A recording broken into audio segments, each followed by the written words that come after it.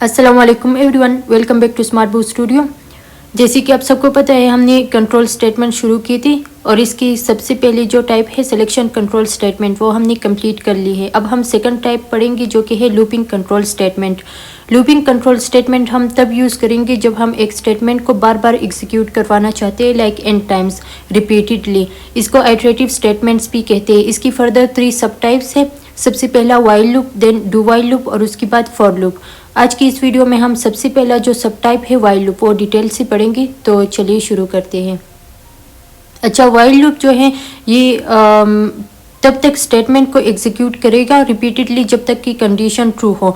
इसका सिंटेक्स कुछ इस तरह है कि सबसे पहले हम वाइल की वर्ड लिखेंगे, उसके बाद हम कंडीशन लिखेंगे पैरेंथेसिस में और उसके बाद जो स्टेटमेंट है वो हम कर्ली ब्रेसेस में लिखेंगे। स्टेटमेंट नॉर्मल भी हो सकता है और इसके अलावा इंक्रीमेंट डिक्रीमेंट स्टेटमेंट भी होगा जिसे हम वैल्यू चेंज करेंगे और रिपीटेडली कंडीशन चेक होगा और उसके बाद स्टेटमेंट एग्जीक्यूट होगा। अच्छा, वाइल लूप की एग्जांपल करने से पहले मैं आपको थोड़ा सा एक्सप्लेन करती हूँ कि वाइल लूप किस तरह काम करता है। तो सिंटेक्स मैंने आपको ऑलरेडी बता दिया है।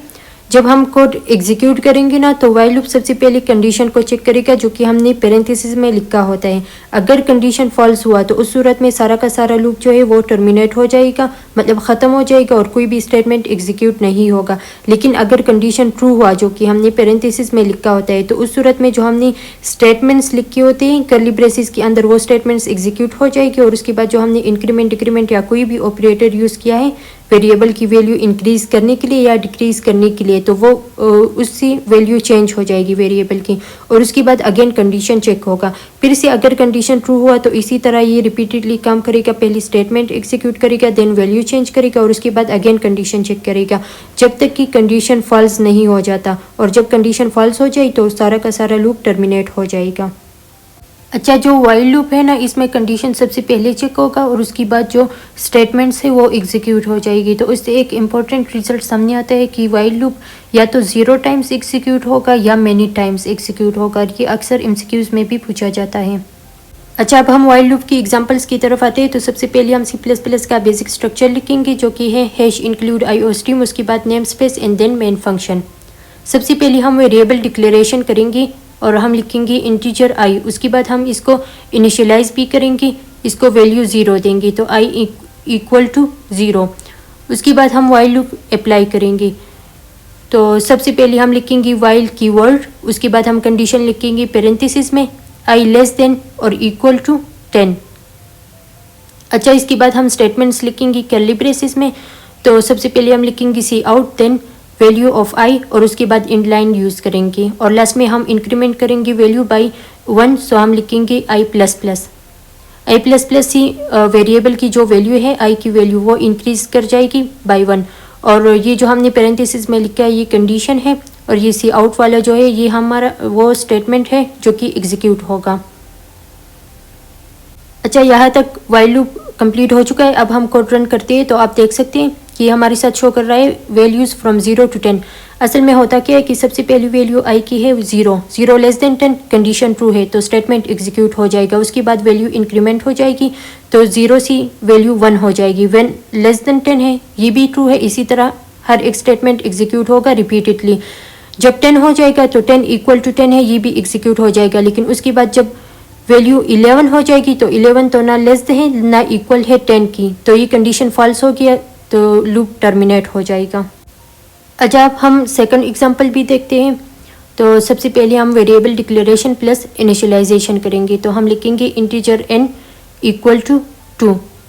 इस बार वेरिएबल का नाम n है और हमने इनिशियलाइज किया है वैल्यू 2 से। उसके बाद हम वाइल लूप अप्लाई करेंगे, वाइल की वर्ड लिखेंगे, उसके बाद कंडीशन लिखेंगे पैरेंथेसिस में n less than equal to 10 और उसके बाद हम स्टेटमेंट्स लिखेंगे कर्ली ब्रेसेस में। सबसे पहले हम स्टेटमेंट लिखेंगे cout, then value of n और उसके बाद हम थोड़ा सा स्पेस प्रोवाइड करेंगे।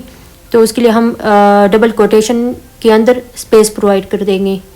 इससे असल में क्या होता है कि नंबर्स के दरमियान जो है वो स्पेस आ जाता है, ये हम स्पेस के लिए यूज़ करते हैं। उसके बाद हम वैल्यू इंक्रीमेंट कर देंगे। तो इस बार हम कंपाउंड ऑपरेटर यूज़ करेंगे n प्लस इक्वल टू 2। इसका मतलब है कि हर बार n की वैल्यू के साथ हमने 2 ऐड करना है और ये पैरेंथेसिस में हमारे साथ जो है कंडीशन है और सबसे पहली लाइन में हमने वेरिएबल डिक्लेरेशन प्लस इनिशियलाइजेशन किया है। अच्छा, यहाँ तक भी हमारा ये सेकंड एग्जांपल जो है इसका कोड कंप्लीट हो चुका है। अब हम कोड को रन करते हैं। सबसे पहले ये स्पेलिंग ठीक कर लें। अच्छा, रन बटन पे क्लिक करने के बाद आप देख सकते हैं कि हमारे साथ शो रहा है 2, 4, 6, 8 एंड 10। असल में होता क्या है कि सबसे पहली वैल्यू n की है 2 लेस देन 10 है, यस कंडीशन ट्रू है, तो हमारे साथ स्टेटमेंट एग्जीक्यूट हो जाएगा और वैल्यू प्रिंट हो जाएगी 2। उसके बाद वैल्यू इंक्रीमेंट हो जाएगी बाई 2, मतलब n प्लस 2। तो n की वैल्यू 2 है, 2 + 2 = 4 लेस देन 10 है, यस, तो इस बार कंडीशन ट्रू है। तो फिर से अगेन ये स्टेटमेंट एग्जीक्यूट हो जाएगा और वैल्यू हमारे साथ प्रिंट हो जाएगी 4। उसके बाद फिर से वैल्यू इंक्रीमेंट कर जाएगी बाई 2, 4 + 2 = 6। इस बार वैल्यू 6 है, तो 6 less than 10, yes condition true है, तो इस बार भी स्टेटमेंट एग्जीक्यूट हो जाएगा और वैल्यू 6 प्रिंट हो जाएगी। उसके बाद फिर से वैल्यू इंक्रीमेंट कर जाएगी तो ये 8 बन जाएगा। 8 लेस देन 10, ये भी ट्रू है, तो फिर से स्टेटमेंट एग्जीक्यूट हो जाएगा और 8 प्रिंट हो जाएगा। उसके बाद 10 हो जाएगी, 8 + 2 = 10, 10 लेस देन 10 नहीं है लेकिन 10 = 10 है, फिर से ट्रू हो गया, तो स्टेटमेंट एग्जीक्यूट हो जाएगा और 10 प्रिंट हो जाएगा। लेकिन उसके बाद जब वैल्यू इंक्रीमेंट हो जाएगी 10 + 2 = 12, तो 12 तो ना लेस है ना इक्वल है 10 की, तो इस सूरत में हमारे साथ कंडीशन फॉल्स हो गया और कंडीशन फॉल्स होने की सूरत में हमारा जो सारा लूप है वाइल लूप वो टर्मिनेट हो जाएगा, मतलब ख़त्म हो जाएगा, अब कोई भी स्टेटमेंट एग्जीक्यूट नहीं होगा। अच्छा, आज की इस वीडियो में हमने लूपिंग कंट्रोल स्टेटमेंट्स के बारे में पढ़ा कि हम क्यों यूज़ करते हैं, उसके अलावा इसकी डिफरेंट सब टाइप्स कौन सी है, और सबसे पहला जो टाइप है वाइल लूप वो हमने डिटेल से पढ़ा है। उम्मीद है सबको समझ में आ चुका होगा। फिर भी अगर कोई क्वेश्चन है तो कमेंट सेक्शन में पूछ सकते हैं। Thank you.